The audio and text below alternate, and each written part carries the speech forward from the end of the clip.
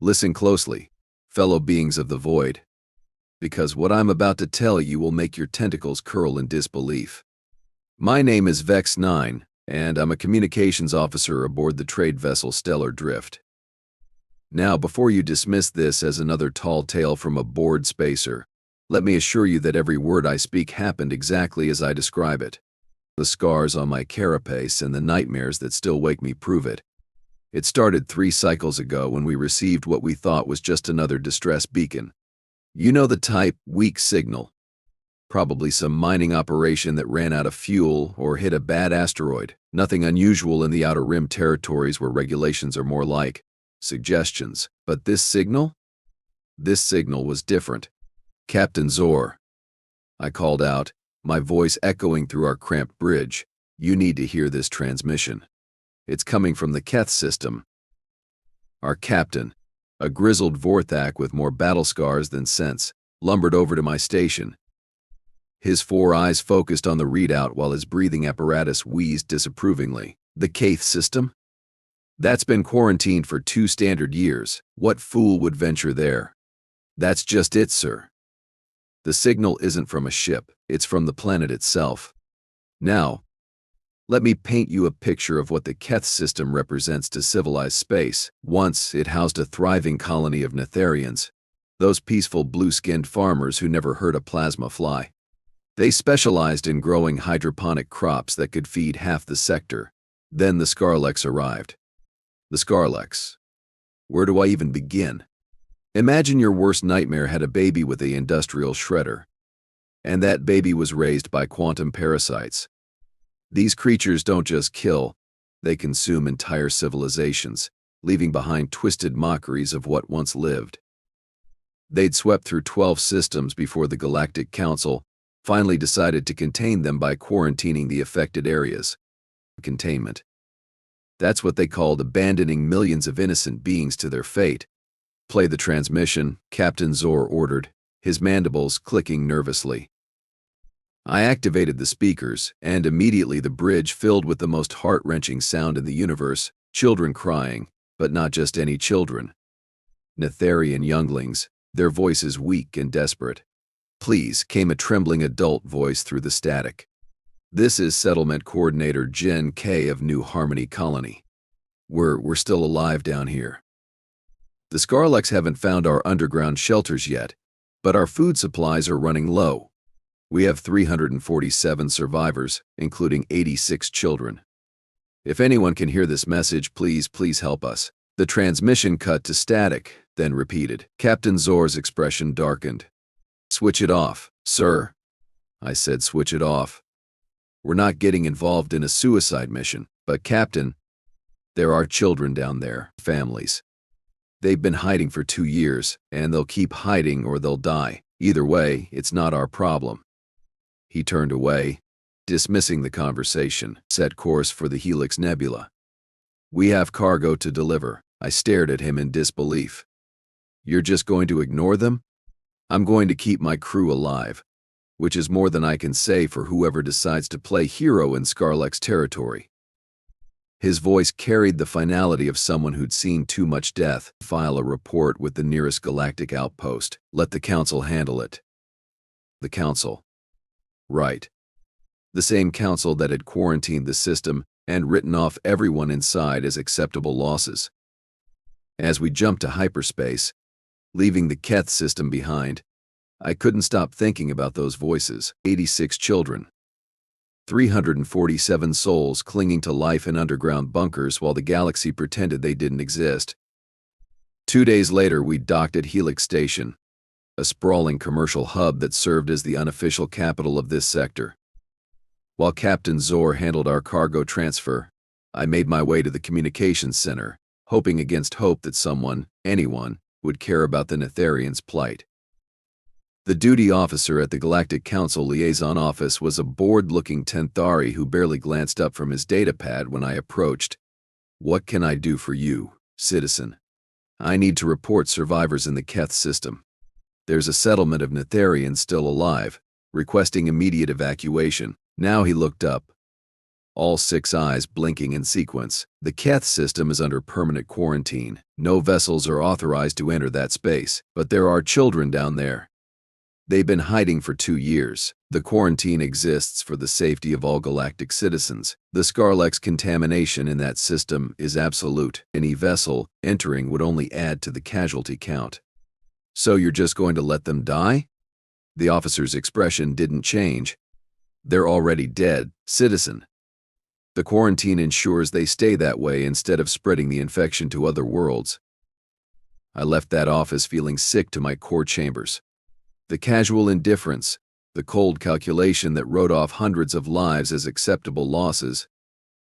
It made me question everything I thought I knew about our so-called civilized galaxy. That evening I found myself in the station's cantina, drowning my sorrows in Altarian ale. The place was packed with the usual mix of traders, smugglers, and spacers. Conversations flowed in a dozen languages while holographic entertainment played on screens throughout the establishment. That's when I heard them. "Did you say the Keth system?" The voice came from a nearby table where 3 beings sat hunched over their drinks. But these weren't your typical cantina patrons. For one thing, they were human. Now, I'd heard of humans before, of course. Everyone had. They were the newcomers to galactic society, barely 2 centuries since first contact. Most species considered them primitive, violent, and unpredictable. The polite term was developing species. The less polite term was Death World barbarians. The human who'd spoken was a female with short brown hair and scars crossing her left cheek. Her companions were equally intimidating. A large male with skin dark as the void and arms like cargo haulers, and another female with bright red hair tied back in a practical knot. "You know about Keth?" I found myself asking before my better judgment could stop me. The scarred human turned to study me with eyes the color of a binary star system. "Know about it?" "We've been monitoring the situation for months. Name's Riley Santos, captain of the cargo hauler Defiant Hope. These are my crew, Marcus Webb and Kate Flynn. You've been monitoring?" I slithered closer, my curiosity overriding my survival instincts. "The system's been quarantined. No one's supposed to go near it." Riley laughed, a sound like plasma cutters on metal. Since when do humans pay attention to supposed to? We picked up the distress signals 3 weeks ago, been trying to figure out a way in ever since. A way in? Are you insane? The Skarlex will tear you apart, Marcus. The large human spoke for the first time. His voice rumbled like a freight hauler's engines. "Probably. But those kids don't deserve to die because the Council's too scared to do their job. The Skarlex are apex predators. They've wiped out entire fleets. So?" Kate, the red-haired human, shrugged as she took another sip of her drink. "We've fought worse." "Worse? What could possibly be worse than the Skarlex?" "Each other," Riley said simply. "Humans have been fighting wars since before we discovered fire. The Skarlex are just another enemy, and enemies can be beaten." I stared at them, trying to process what I was hearing. "You're serious? You're actually planning to mount a rescue mission, not planning?" "Doing." Riley stood up, tossing credits on the table. "Our ship's loaded with supplies and weapons. We leave in 6 hours. This is suicide. The Council has containment protocols for a reason." "The Council," Kate said with obvious disgust, "can kiss our collective ass. When someone's in trouble, you help them, period. But why? You don't even know these people. They're not your species. Not your responsibility." Marcus looked at me like I'd asked why water was wet. "Because it's the right thing to do." "Shit, man. The right thing." I laughed, a sound like grinding gears. "The right thing will get you killed." "Maybe," Riley admitted. "But doing nothing will definitely get those kids killed. At least our way they have a chance." They started walking away, leaving me sitting there with my mind reeling. Everything I'd been taught about survival, about the natural order of the galaxy, told me these humans were walking toward certain death. But something else, something I'd thought the years had beaten out of me, whispered that they were the first beings I'd met who still had souls. "Wait." I called after them. Riley turned back. Yeah, I have the exact coordinates of the settlement and the frequency they're using for communications. She smiled, and for the first time since hearing that distress call, I felt hope. Then I guess you'd better come with us and make sure we find them. Come with you? I can't. I have responsibilities, a career, a pension plan. You have a choice, she corrected. Same as everyone else in this galaxy. The difference is, we're making ours. As I watched them walk away, I realized she was right. Everyone had made their choice. The council chose politics over lives. My captain chose safety over conscience. The galaxy chose indifference over action. But the humans? The humans chose hope over fear. An hour later, I found myself standing in the docking bay, staring at their ship. The Defiant Hope wasn't much to look at. A battered Corellian freighter with mismatched hull plating and weapons modifications that definitely weren't regulation. But compared to the sleek, pristine vessels of the Council fleet, it looked like something that had actually been places and done things. Riley emerged from the loading ramp, carrying a plasma rifle almost as tall as she was, decided to join the suicide mission after all. Someone needs to keep you idiots from flying into an asteroid, I muttered. But my hearts were beating faster than they had in years. Fair enough. Marcus, we've got ourselves a navigator.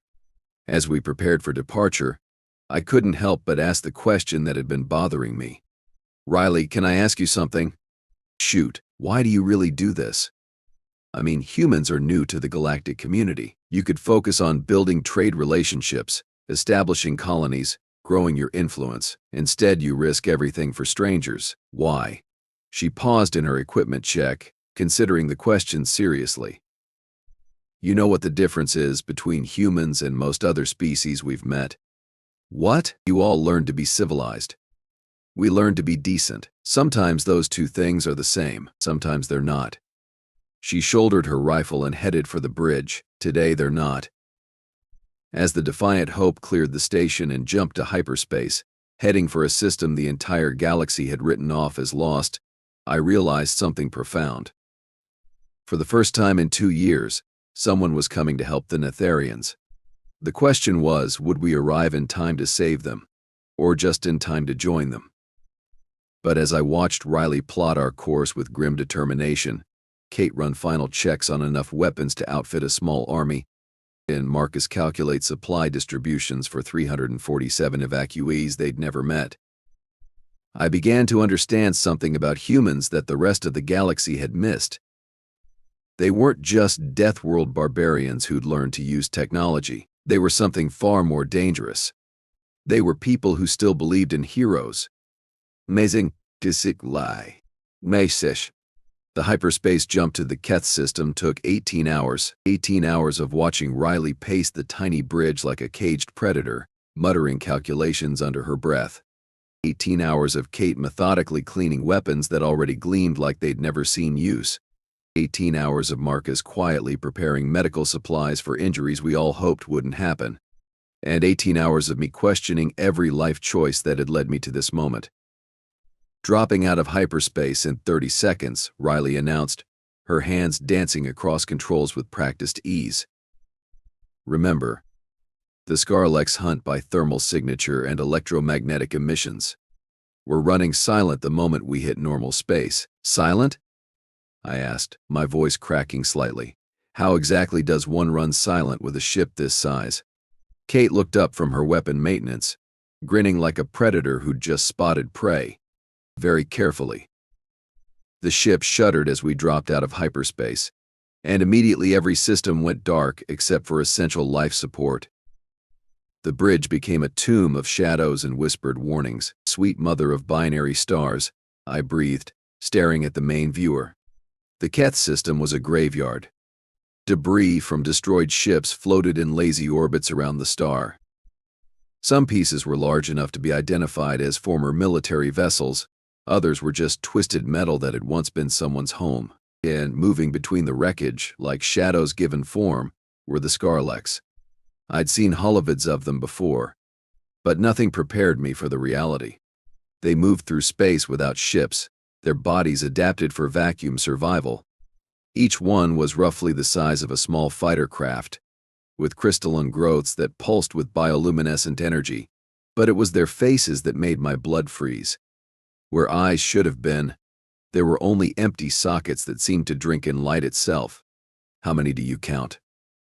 Riley whispered. Marcus consulted his passive sensors. 43 in immediate vicinity. Could be more hiding in the debris field. "And you still think this is a good idea?" I hissed. "Nope," Riley admitted cheerfully. "But we're doing it anyway." She engaged the ship's stealth systems, a modification I was certain wasn't standard on civilian vessels. The Defiant Hope began moving through the debris field with impossible grace, using the wreckage as cover while we approached the planet. Keth Prime hung before us like a wounded jewel. Once, it had been a verdant world of blue oceans and green continents. Now, the continents were brown and scarred, the oceans a sickly yellow color that spoke of ecological collapse. But most disturbing were the structures on the surface, twisted spires of what looked like bone and metal, growing from the planet's surface like tumors. "Skarlex hives," Kate explained, seeing my expression. "They terraform worlds to suit their needs. Mies, give them another year, and this planet will be completely uninhabitable." "How reassuring," I muttered. Riley was studying the sensor readings with intense focus. "There, grid reference 47 by 82. I'm reading artificial structures underground. It has to be the settlement." "How do we get down there without alerting every Skarlex in the system?" I asked. "We don't," Marcus said simply. "We make sure they're looking somewhere else." The plan, as Riley explained it, was beautifully insane. Kate would take the ship's shuttle and fly a high-profile approach to the opposite side of the planet, broadcasting human military signals and generally making as much noise as possible. This would draw the Skarlex attention while Riley, Marcus, and I took the ship's escape pods down to the settlement coordinates. "What about extraction?" I asked. "We'll figure that out when we get there," Riley said with the kind of confidence that either came from vast experience or complete delusion. "That's not a plan. That's wishful thinking. Welcome to human military doctrine." Kate laughed as she headed for the shuttle bay. "When in doubt, improvise loudly." 20 minutes later, I found myself crammed into an escape pod with Riley and Marcus, watching Kate's shuttle streak away toward the planet's far side. The pods were designed for 2 people maximum, and Marcus alone took up enough space for 3. "I can't believe I'm doing this," I muttered as we entered the atmosphere. "Believe it," Riley said, piloting our pod through the upper atmosphere with skill that suggested she'd done this before. "You're about to become part of the most successful rescue mission in galactic history." "Successful? We haven't even landed yet." Details. The pod's hull began to glow as we hit the thicker atmosphere. Through the small porthole, I could see the planet's surface rushing up to meet us. The landscape was a nightmare of twisted metal and organic growth, with the Skarlex hives pulsing with malevolent energy. "There." Marcus pointed to a section of relatively clear ground near what looked like a camouflaged entrance. "That's got to be it." Riley adjusted our trajectory, and we hit the ground hard enough to rattle my teeth. The pod systems immediately began broadcasting a locator signal on the frequency we'd been given. "Settlement Coordinator Gen Ka. This is the rescue ship Defiant Hope. We're on the surface at your coordinates. Please respond." Mind static. Then, so faint I almost missed it. "Defiant Hope, did you say rescue ship? How many vessels do you have?" Riley and Marcus exchanged glances. 3 crew members, 1 ship. "We're here to evacuate your settlement." A long pause. "Then 3? Only 3? How is that possible? We're human," Riley said, as if that explained everything. "Can you open your shelter? We need to get you out of here before the Skarlex realize we're here." "Human? I don't understand. The Galactic Council said no rescue was possible." "The Council says a lot of things," Marcus rumbled. "Most of them are garbage. Now open up." A section of the ground began to slide away, revealing a metal hatch. Riley popped the pod's door, and immediately the smell hit us: fear, desperation, and the distinct odor of too many people in too small a space for too long. Gen K emerged first, a Netherian female whose blue skin had faded to gray from stress and malnutrition. And behind her came others, blinking in the harsh sunlight like creatures emerging from a long cave. "You're really here," she whispered, tears streaming down her face. "After 2 years, someone finally came." "We're here," Riley confirmed, shouldering her rifle, "but we need to move fast." "How quickly can you get everyone ready to travel?" "Travel? But how? Your ship is currently playing tag with a bunch of very angry Skarlex," Marcus said, checking his weapon. "We'll figure out the logistics once everyone's safe." What followed was organized chaos. 347 Netherians, ranging from elderly adults to children barely old enough to walk, began emerging from the underground complex. They moved with the practiced efficiency of people who'd been preparing for this moment for 2 years.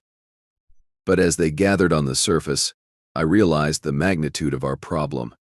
The escape pods could hold maybe 20 people each if we packed them like cargo. The shuttle could take perhaps 50. That left over 200 people with no way off the planet. "Riley," I said quietly, "the math doesn't work." "I know." "Yeah, so what's the plan?" She was quiet for a moment, watching the Netherian families embrace in the sunlight they hadn't seen in years. "We save as many as we can. Then we come back for the rest." "Come back? Through a system full of Skarlex? That's suicide." "Probably. But what's the alternative? Leave them here to die?" Before I could answer, Marcus's voice cut through the air. "Contact. Skarlex patrol. Incoming from the north." I looked up to see 3 of the creatures gliding toward us, their empty eye sockets fixed on our position. They moved with predatory grace, already closing the distance. "Everyone back underground," Riley shouted. But it was too late. The Skarlex had spotted us. The first one dove toward the crowd of Netherians. Riley's rifle barked, sending plasma bolts that struck the creature's center mass. It screamed, a sound like metal tearing, and crashed into the ground 20 meters away. The second Skarlex circled around, trying to flank us. Marcus stepped forward, his weapon spitting fire. But this one was smarter, dodging the shots and coming in low. That's when I learned something about humans that no xenobiology textbook had ever mentioned. They don't just fight to win. They fight to protect. Kate's voice crackled over the comm. "Cavalry's coming. I've got half the Skarlex population chasing me, but I'm en route to your position." "How long?" Riley asked, never taking her eyes off the circling predators. 2 minutes. The third Skarlex chose that moment to attack. It came in fast, claws extended, aiming for the cluster of Netherian children. Riley threw herself between the creature and the civilians, taking a slash across her shoulder that would have killed a smaller being. But she didn't fall. Instead, she grabbed the Skarlex by what passed for its throat and shoved the barrel of her rifle against its skull. The resulting explosion painted the ground in colors that shouldn't exist in nature. "Anyone else want to try?" she asked the remaining Skarlex, blood streaming down her arm. They didn't answer, but they didn't retreat either. They were waiting for reinforcements. Kate's shuttle screamed overhead, pursued by a dozen Skarlex. She performed a landing that would have impressed a military pilot, touching down just as the first wave of reinforcements arrived. "All aboard," she shouted. "This is about to get very interesting." What followed was the most chaotic evacuation in galactic history. We packed Netherians into every available space: the shuttle, the escape pods, even the shuttle's cargo bay. Children were strapped to adults, families separated by necessity, everyone holding on for dear life. But we were still short. 50 people, including Gen Ka, remained on the surface as the Skarlex closed in. "Go," Gen Ka shouted over the approaching screams of the predators. "Save who you can." "Not happening," Riley said firmly. She turned to Kate. "How much fuel do we have left?" "Enough for one more trip to orbit." "Maybe. Then we take everyone." "There's no room." "We'll make room." And that's when I witnessed something that would haunt my dreams for years to come. The humans began stripping their own safety gear, their emergency supplies, even their seats to make room for more Netherians. They turned their shuttle into a flying sardine can. with people packed into every available space. This is insane, I protested. The shuttle can't handle this much weight. It'll handle it, Kate said grimly, firing up the engines, because it has to. The shuttle lifted off just as the Skarlex reached us. We climbed through atmosphere that seemed thick as soup, the engines screaming in protest. Through the porthole, I could see Skarlex pursuing us, their bodies glowing with frustrated rage. "Come on, baby," Kate whispered to her ship. "Don't fail me now." We cleared the atmosphere by meters, not kilometers. The shuttle's hull was glowing cherry red from the stress, and I could hear structural members groaning under the load. But we made it. The Defiant Hope was waiting in orbit, its cargo bay doors open. We docked with an impact that rattled every bone in my body, but we were alive, all of us. 347 Netherians, plus 3 humans and 1 very confused communications officer, crammed into a cargo ship that was never designed for passengers. "Next stop, Helix Station," Riley announced, her shoulder bandaged but her spirits high. "Anyone know any good traveling songs?" As we jumped to hyperspace, leaving the Keth system behind, I found myself sitting next to Jen Kai in the crowded cargo hold. The Netherian was holding a young child, her expression one of wonder and disbelief. "I don't understand," she said quietly. "Why did they come? We're nothing to them. Different species, different worlds, different everything." I thought about that question for a long time. I thought about the Council's cold calculations, about Captain Zorr's practical cowardice, about the galaxy's collective shrug when faced with suffering. "Because," I said finally, "they're human, and humans don't abandon people." But why? What do they gain? I looked across the cargo hold at Riley, who was distributing her own food rations to hungry children, at Marcus, who was using his medical supplies to treat injuries that weren't his responsibility, at Kate, who was singing lullabies in a language the Netherian children didn't understand but somehow found comforting. "They gain the knowledge that they're still human," I said, "and apparently that's enough." 6 days later, we arrived at Helix Station to find the entire docking bay filled with reporters, council officials, and what looked like half the sector's population. The rescue had made galactic news, not because of the success, but because of who had achieved it. 3 humans in a cargo ship had done what the entire Galactic Council had declared impossible. The Council tried to claim credit, of course. They held press conferences about coordinated humanitarian efforts and successful containment protocols. But the Netherians knew better. They told everyone who would listen about the 3 humans who had risked everything to save strangers. As for me, I quit my job with Captain Zorr the day we docked, applied for a position aboard the Defiant Hope as their permanent navigator. Riley accepted my application with a grin. "Welcome to the crew," she said. "Hope you're ready for the next impossible mission." "Next mission?" "Yeah, we've been getting distress calls from all over the galaxy. Seems word is spreading that someone actually answers them now." I looked at the message queue on her console. Dozens of signals from forgotten worlds, abandoned colonies, species that had given up hope of rescue. "This is going to be a very dangerous career," I observed. "Probably," Riley agreed. "But at least it'll be a meaningful one." And that's how I learned the most important lesson in the galaxy. Sometimes the difference between civilization and decency is measured not in technology or treaties, but in the simple willingness to answer when someone calls for help. The humans answered. And that made all the difference.